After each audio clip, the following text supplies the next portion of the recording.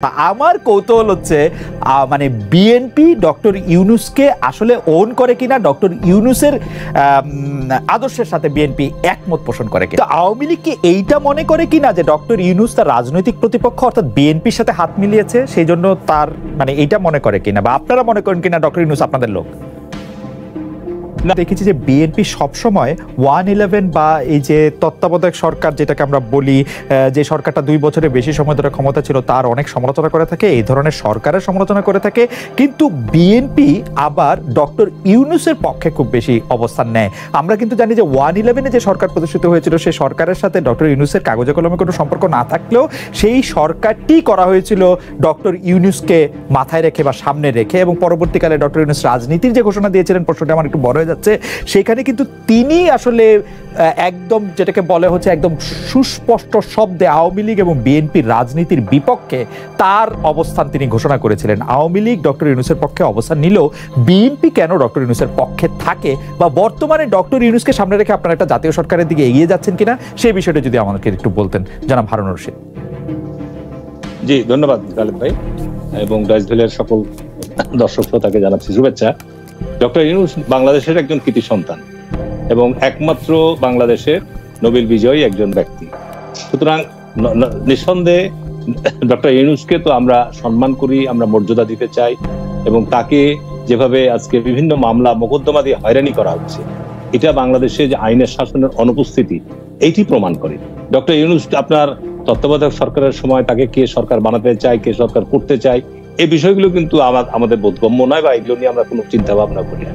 Doctor Yunus যেহেতু একজন বাংলাদেশের নাগরিক এবং ডক্টর ইউনূস একজন নোবেল বিজয়ী ব্যক্তি, সুতরাং তার যে প্রতি সম্মান এবং মর্যাদা তাকে দেখানো দরকার, সেটার ব্যাপারে আমরা পূর্বেও এবং এখনো আমরা এই ব্যাপারে আমরা সজাগ এবং সচেতন। আজকে ডক্টর ইউনূসকে যেভাবে অপমান অপদস্থ করা হচ্ছে, আজকে যদি ডক্টর ইউনূস আওয়ামী লীগে যোগদান করে, তাহলে দেখবেন যে শেখ হাসিনার বা আওয়ামী লীগের অবস্থান কিন্তু পরিবর্তন হয়ে যাবে। দেখেন, ডক্টর ইউনূস নোবেল পুরস্কার পাওয়ার পর জানি না কেন শেখ হাসিনা তার প্রতি এত ঈর্ষান্বিত হলো। শেখ হাসিনা বাংলাদেশে উনি ব্যাংকের প্রতিষ্ঠাতা, এবং ওনাকে সুদখোর থেকে শুরু করে এমন গ্রামীণ ব্যাংকের কথাবার্তা বলেছে গ্রামীণ ব্যাংক নিয়ে। তো বাংলাদেশে যে সকল ব্যাংকের চেয়ারম্যান মালিকরা আছে, তারা কি শুধু নাই না ব্যাংকে? তারা সুদখোর নয়? প্রধানমন্ত্রী শেখ হাসিনা কোন ব্যাংকের প্রধানদেরকে, মালিকদেরকে সুদখোর বলে গালিগালাজ করছে? তো ব্যক্তি আক্রোশটা আজকে শেখ হাসিনা শুধু আপনার এই ললেনরিয়েটা আপনার এই আমাদের ডক্টর ইউনূস নয়, বাংলাদেশের অনেক সম্মানিত ব্যক্তিদেরকে উনি যেভাবে অসম্মান করেন, অমর্যাদা করেন, এটা বলতে গেলে অনেক সময় লাগবে আপনার। আমি শুধু এটুকুই বলতে চাই যে উনি বাংলাদেশের একজন নাগরিক এবং বাংলাদেশের নোবেল বিজয় একমাত্র ব্যক্তিত্ব। আমরা তার প্রতি সম্মান দিতে চাই, তার যথাযথ মর্যাদা দিতে চাই। এখানে যখন তখন থেকে আওয়ামী লীগ তার সমালোচনা শুরু করেছে, ব্যাপারটা এরকম না দেখে আমি আসলে দেখতে চাই 2007 সালে এই সরকার ক্ষমতা আসার পর, বিশেষ করে জরুরি অবস্থা জারির পর, অধ্যাপক ইউনূস কিন্তু দেশের প্রচলিত রাজনীতি এবং রাজনীতিবিদদের কড়া সমালোচনা করেছেন। তিনি একদম স্পষ্টভাবে রাজনীতিবিদদের দুর্বৃত্তায়নের কথা বলেছেন। তিনি বলেছেন নতুন ধরনের রাজনীতি করতে হবে, এবং এই লক্ষ্যে তিনি একটি রাজনৈতিক দলও সৃষ্টি করেছেন। তার ফলে একটি রাজনৈতিক দল হিসাবে যাদেরকে তিনি প্রতিপক্ষ বানিয়েছেন আওয়ামী লীগ, তাদের যেমন তার বিপক্ষে যাওয়ারই কথা, বিএনপিরও বিপক্ষে যাওয়ার কথা। আমার কৌতূহল হচ্ছে মানে বিএনপি ডক্টর ইউনূসকে আসলে ওন করে কিনা, ডক্টর ইউনূসের আদর্শের সাথে বিএনপি একমত পোষণ করে কিনা। ডক্টর ইউনূসের কি কোনো রাজনৈতিক দল আছে বাংলাদেশে? এখন নাই, আদর্শ আছে। আমি আপনার কাছে প্রশ্ন করছি, কোন দলে তার একটা আদর্শ আছে, তার একটা প্রতিষ্ঠান আছে, সে পরিচালনা করে। সেকেন্ড হচ্ছে, আমি শেখ হাসিনার কোনো মন্তব্য নিয়ে কোনো আপনার বিবৃতি দিতে চাই না।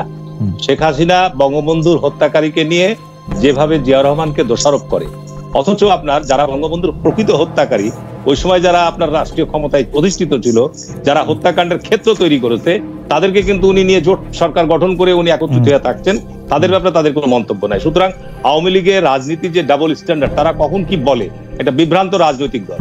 আমি খুব স্পষ্ট ভাবে বলছি, আওয়ামী লীগ একবার বলে তত্ত্বাবধায়ক সরকার চাই, আরেকবার বলে তত্ত্বাবধায়ক সরকার দরকার নাই।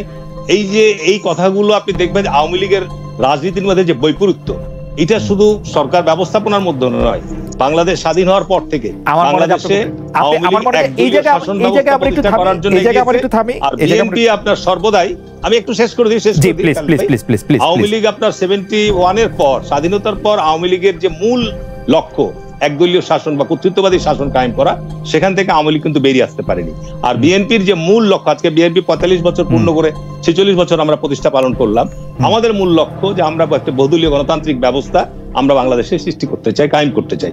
এই যে মৌলিক দুটো দলের মধ্যে মৌলিক যে পার্থক্য, এই জিনিসটা আপনাকে মূল্যায়ন করতে হবে, এই জিনিসটা আপনাকে বুঝতে হবে। এইটাকে আজকে আওয়ামী লীগ বিভিন্ন ভাবে কালার করার জন্য বিভিন্ন তারা বক্তব্য, বিভিন্ন বিবৃতি দেয়, এবং জিয়াউর রহমান, বেগম খালেদা জিয়া, তারেক রহমানের চরিত্র হরণ করার জন্য তারা যেভাবে কথাবার্তা বলে। 111-এর সময় মামলা বেগম জিয়ারও হয়েছে, আপনার শেখ হাসিনারও হয়েছে। আজকে অনেক মন্ত্রীরা যাদের 100 বছর, 150 বছর, 200 বছর জেল হয়েছে, তারা আজকে আপনার রাষ্ট্রীয় ক্ষমতায় বসে আছে, মন্ত্রীর দায়িত্ব পালন করছে। অথচ যখন ওই 111-এর মামলায় বিএনপি নেতাদের কাউকে দণ্ড দেওয়া হয়, তখন বলে সব দুর্নীতিবাদ। তো আজকে এক দেশে দু আইন চলতে পারে খালেদ ভাই? আচ্ছা, এক দেশে দু আইন চলতে পারে? আমার মনে হয় যে আমার আপনার বক্তব্য এখানে পরিষ্কার। আমি শুধু প্রশ্নটা করে রাখি, আপনি বিভ্রান্ত রাজনৈতিক দল বলেছেন আওয়ামী লীগকে, কারণ তারা একবার তত্ত্বাবধায়ক সরকার ব্যবস্থা চায় আর একবার তত্ত্বাবধায়ক সরকার ব্যবস্থা বাতিল করে। এই ফর্মুলা আমরা বিএনপিকেও বিভ্রান্ত রাজনৈতিক দল বলতে পারি না, কারণ তারা একবার তত্ত্বাবধায়ক সরকার ব্যবস্থাকে বলে হচ্ছে শিশু এবং পাগলের সরকার, আরেকবার বলে যে এটা ছাড়া তারা নির্বাচনে যাবে না। আপনি সাবেক রাষ্ট্রপতি জিয়াউর রহমানের কথা বলেছেন যে তিনি আসলে বঙ্গবন্ধু হত্যার সাথে কোনোভাবে জড়িত না থাকলেও কিন্তু তিনি নানাভাবে প্রেসিডেন্ট জিয়ার সরকার এবং পরবর্তীকালে ম্যাডাম খালেদা জিয়ার সরকার নানাভাবে বঙ্গবন্ধু হত্যাকারীদের পুরস্কৃত করেছেন। আমি লিস্ট দিয়ে বলতে পারি, তাদের সময় সেটি বিচার হয় না, সেটি কেন হয়েছে, সেই দায় তারা কেন নিয়েছেন, সেটি আপনি নিশ্চয়ই আমাদেরকে বলবেন। আরেকটি বলেছেন যে মামলা প্রত্যাহার সম্পর্কে, 111-এর মামলা প্রত্যাহার সম্পর্কে, এটিও আপনি বলবেন। 111-এর মামলা বেগম জিয়ার বিরুদ্ধে যেটি করা হয়েছে, শেখ হাসিনার বিরুদ্ধে সেটি করা হয়েছে। একইভাবে সেই মামলাগুলি তুলে নেওয়ার ব্যাপারে, মামলাগুলি চলতে না পারার ব্যাপারে হাইকোর্টে যখন আবেদন করা হয়েছে, জাস্টিস এস.কে. সিনহা খালেদা জিয়ার মামলাকে চলতে পারে বলেছেন, শেখ হাসিনা মামলাকে চলতে পারেন না বলেছেন। মানে জাস্টিস এস.কে. সিনহা বলতে প্রধান বিচারপতি আসলে এই রায় দিয়েছিলেন সে সময়, সেটি নিয়ে আপনি আমাদেরকে বলবেন। ডক্টর ইউনূসের এমন কোনো প্রমাণপত্র নাই যে উনি আপনার এই পদ্মা সেতু নির্মাণের ক্ষেত্রে কোনো চিঠি পত্র আদান প্রদান কোনো কিছু করেছে, কিন্তু উনি একজন যেহেতু নোবেল বিজয়ী বাংলাদেশের ব্যক্তিত্ব, অনেক বিশ্ববরণ্য লোকের সাথে তার যোগাযোগ ধরে নিয়েছে যে তিনি এই বিষয়গুলো। কিন্তু হারুন ভাই, আপনার কাছে কি মনে হয় না যে ডক্টর ইউনূস একজন দল নিরপেক্ষ লোক হিসেবে, একজন নোবেল লরেট হিসেবে, সারা হিসেবে পরিচিত বলে তিনি যদি এটার বিপক্ষে না থাকতেন, সেই সময় তিনি অন্তত পক্ষে এটার ব্যাপারে কোন একটা উদ্যোগ নিতেন বা কথা বলতেন? আপনার এটা মনে হয় না? সেটার ব্যাপারে কি আপনার প্রধানমন্ত্রী তার কাছ থেকে কোনো সহযোগিতা চেয়েছিল? সেরকম তো কোনো আমাদের জানা না। প্রধানমন্ত্রী নোবেল বিজয়ী আপনার না, আমি আমার জানা নাই এরকম যে আপনার ডক্টর ইউনূস উনাকে যেভাবে আপনার অশ্লীল অসভ্য ভাষায় গালিগালাজ করেছে, উনাকে বলতে পারতো তো যে আমার বাংলাদেশে একটা পদ্মা সেতু হবে, আপনি আমাদের একটু সহায়তা দেন। বাংলাদেশ বিশ্ব ব্যাংকের সাথে আপনার ভালো সংযোগ আছে, যোগাযোগ আছে, আপনার ওবামার সাথে যোগাযোগ আছে, আপনি একটু বিষয়টা আমাদেরকে যতটুকু পারেন সহায়তা করেন। এরকম তো আমি কোনো বক্তব্য শুনিনি। দ্বিতীয়ত নাইমুল ভাই যে কথাগুলো বলছে, ওনার বক্তব্য উনি কিন্তু সিনিয়র একজন সাংবাদিক, আমি খুব মনোযোগ সহকারে শুনেছি, এবং ওনার কথার মধ্যে এবং আওয়ামী লীগের নেতৃবৃন্দের কথার মধ্যে কিন্তু ন্যূনতম কোনো পার্থক্য নাই।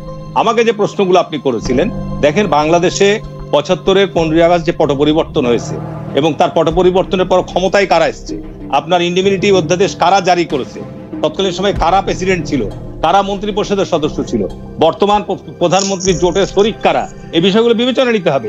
আপনি আজকে বিএনপি আওয়ামী লীগের প্রতিপক্ষ, আজকে বিএনপি আজকে আওয়ামী লীগকে যে মানুষ বিএনপির আওয়ামী লীগের পরিবর্তে বিএনপি কি মানুষ ভাবে, যে কারণে আজকে দেখেন যে সমস্ত আওয়ামী বিরোধী লোকজনগুলোকে, যারা শেখ মুজিবের চামড়া দিয়ে ডুগডুগি বানাতে চেয়েছে, যারা শেখ মুজিবের চামড়া তুলে নিতে চেয়েছে, যারা অশ্লীল অশ্রব্য ভাষায় গালিগালাজ করেছে, তারা কিন্তু এখন শেখ হাসিনা মন্ত্রিসভার সদস্য পর্যন্ত আছে।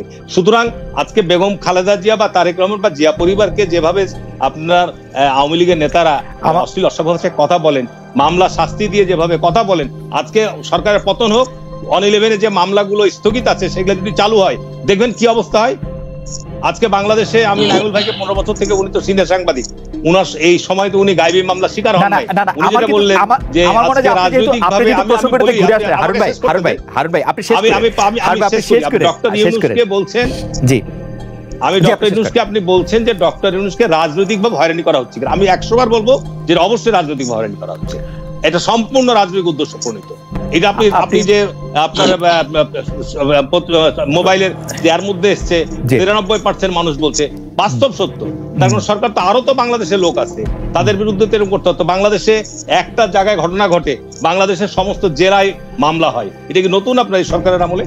একই ঘটনা নিয়ে, এবং সেখানে ওই আসামিদেরকে আপনার সেই জেলাগুলোতে যে হাজিরা দিতে হয়, কি একটা জুলুমের শাসন দেশে কায়েম হয়েছে, এটিকে অস্বীকার করার পথ আছে?